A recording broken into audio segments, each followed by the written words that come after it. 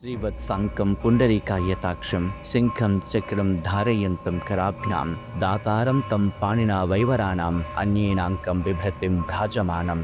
అంటే శ్రీవత్సాంకుడైన శ్రీనివాసుడు శంఖ చక్రాలతో లక్ష్మీ వక్షస్థరుడై తిరుమలలో సాక్షాత్కరించారు. కలియుగ దైవమైన శ్రీ వెంకటేశ్వర స్వామి కొలువు తీరిన తిరుమల ప్రపంచ ప్రసిద్ధిగాంచిన పవిత్ర పుణ్యక్షేత్రం. విష్ణు పర్వతానామధిపతి అనే శృతివచనం ప్రకారం దివి నుంచి భూమికి దిగివచ్చిన ఆ స్వామి ఆనంద నిలయంలో స్థిరమూర్తిగా భక్త కోటిని అనుగ్రహిస్తున్నారు. పరమ పావనమైన తిరుమల కొండను అన్నమయ్య కట్టెదుట వైకుంఠము కాణా చైనకొండ అంటూ కీర్తించారు. అనువనువు సాలగ్రామమైన ఈ దివ్యధామాన్ని వర్ణించటం ఆదిశేషునికి కూడా అసాధ్యం.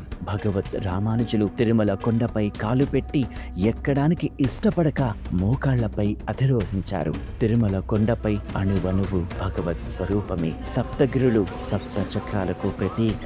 భౌగోళికంగా గమనిస్తే 7 కొండలు సర్ప సప్త పడగల ఆకారంలో గోచరిస్తాయి. ఉపాసకులకు ఇది సాధనా క్షేత్రం, యోగులకు ఇది సిద్ధి క్షేత్రం. యోగ సాధన ద్వారా ఒక్కొక్క చక్రాన్ని సాధిస్తూ చివరకు సహస్రార చక్రంతో ఆత్మదర్శనమై భగవంతునిలో ఐక్యమవుతారు. ఇదే అలిపిరి నుండి ఆనంద నిలయం వరకు గల మార్మిక రహస్యం.